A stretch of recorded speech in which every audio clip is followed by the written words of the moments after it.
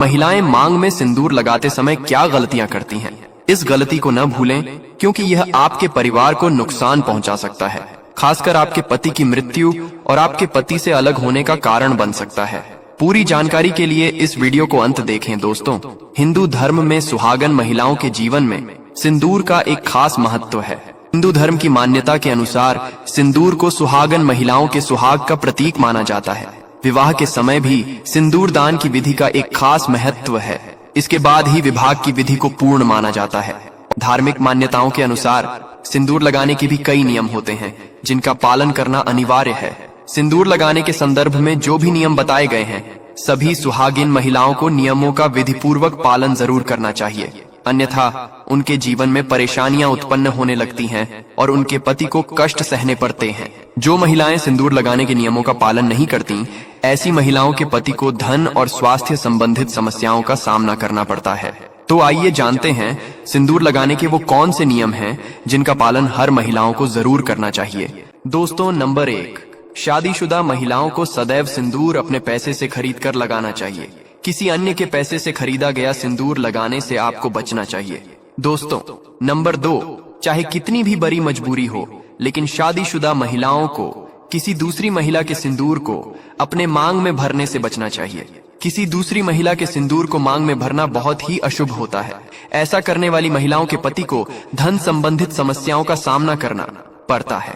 दोस्तों, नंबर 3, सुहागिन महिलाओं को उपहार में मिले सिंदूर का उपयोग करने से बचना चाहिए, क्योंकि शास्त्रों में उपहार में मिले सिंदूर का उपयोग करना अशुभ माना गया है। दोस्तों, नंबर 4, इसके साथ ही कभी भी महिला को बगैर नहाए सिंदूर नहीं लगाना चाहिए। सबसे पहले महिला नहा ले और पूजा पाठ कर ले, उसके बाद ही अपने माथे पर सिंदूर लगाएं। सिंदूर लगाते समय सदैव अपने पति की लंबी आयु होता था, उनकी सफलता के बारे में ही सोचें। इससे उनका भाग्य और भी अधिक प्रबल और शक्तिशाली बनता है। और मांग में सिंदूर लगाते समय माता पार्वती को आप पहले ध्यान में लाएं, क्योंकि अखंड सौभाग्यवती का वरदान माता पार्वती से ही प्राप्त होता है। दोस्तों, नंबर 5, घर में अगर किसी भी तरह का शुभ तक है या पीरियड्स आ रहे हैं तो आप सिंदूर ना लगाएं, क्योंकि सिंदूर लगाने से ऐसे समय में सिंदूर का अपमान होता है। दोस्तों, नंबर 6, सिंदूर का गिरना बहुत ही बड़ा अपशगुन माना जाता है, इसीलिए इसे हमेशा ही बच्चों की पहुंच से आपको दूर रखना चाहिए। अगर आप इसे ऐसी जगह पर रखेंगी कि बच्चे इसे हाथ लगा सके तो ये जरूर गिरेगा, तो ये गलती अपना करें, क्योंकि दोस्तों, अगर सिंदूर गिरता है तो इससे घर में अपशगुन होता है। दोस्तों, नंबर 7, सिंदूर को कभी भी किसी के सामने नहीं लगाना चाहिए। किसी के सामने सुंदर लगाने से आपके रिश्ते को भी नजर लग सकती है और पति का प्यार बाराट सकता है। ऐसे में अगर आप किसी के साथ है और आपको सिंदूर लगाना है तो सिर पर पल्ला करके सिंदूर लगाइए। दोस्तों, नंबर 8, मांग भरने के लिए आप हमेशा ही सूखे सिंदूर का ही इस्तेमाल करें। आजकल मार्केट में ट्रेंड के लिए कई तरह के लिक्विड सिंदूर भी उपलब्ध है, लेकिन वो लगाना अच्छा नहीं है। कई महिलाओं को लगता है कि सिंदूर लगाते समय उनके माथे पर कई बार ये गिर जाता है, तो माथे और नाक पर सिंदूर गिरना दोस्तों शुभ माना जाता है। इसका मतलब है कि आपके पति आपसे बहुत प्रेम करती है। दोस्तों, नंबर 9, अगर गलती से कभी आपसे सिंदूर नीचे गिर जाता है तो उसे इकट्ठा करके नालियां सिंक में न फेंके, इससे सिंदूर का अपमान होता है। सबसे पहले तो आप माँ पार्वती से क्षमा मांगे, क्योंकि दोस्तों, सिंदूर का गिरना शुभ नहीं होता। अगर आप माँ पार्वती से हाथ जोड़ कर क्षमा मांगते हैं तो इससे काफी हद तक अशुभ टल जाता है।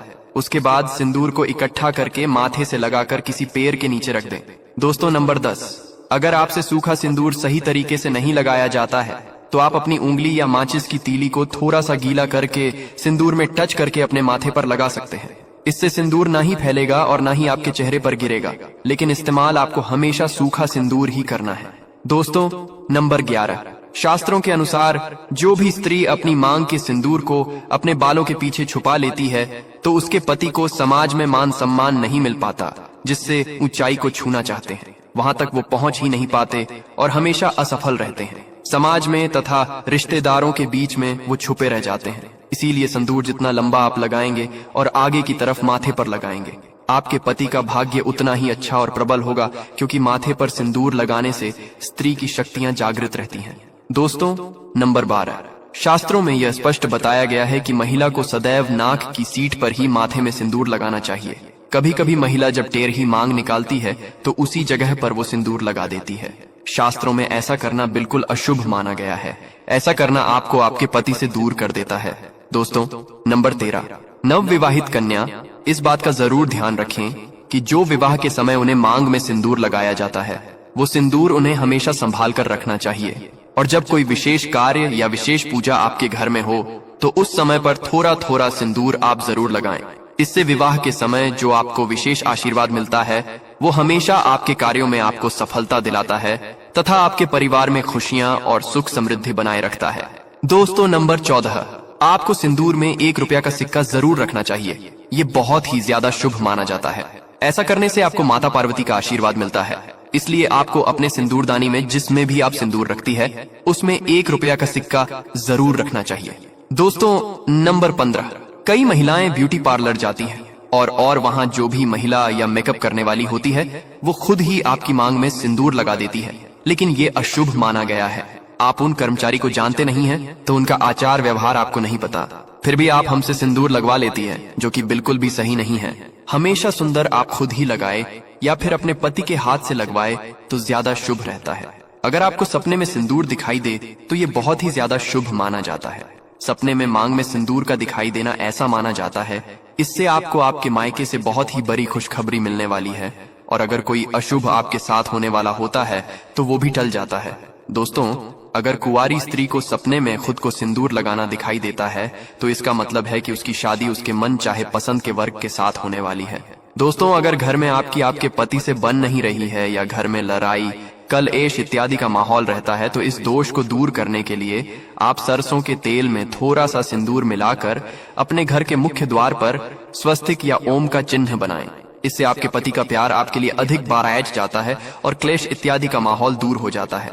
अगर आप ऑफिस में काम करने वाली महिला हैं या किसी कारण से आप रोज माथे पर मांग में सिंदूर नहीं लगा सकती है तो कम से कम जो आपके त्योहार होते हैं, आपकी सालगिरह होती है या आपके घर में कोई पूजा पाठ है, कोई शुभ कार्य हो रहा है, और खासकर करवा चौथ के दिन या तीज के त्योहार पर आप जरूर माथे पर सिंदूर लगाइए दोस्तों, क्योंकि सुहाग की यह निशानी होती है। और सिंदूर लगाकर जब आप कोई भी शुभ कार्य या पूजा पाठ करती है तो उसका फल कई गुना आपको मिलता है। अगर आप कामाख्या मंदिर कभी जाए तो सिंदूर आप अवश्य लेकर के आए।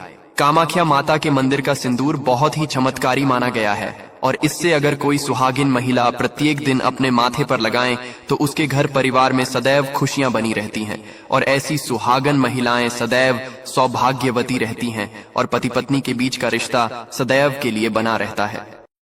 आशा है कि आपको वीडियो पसंद आया होगा।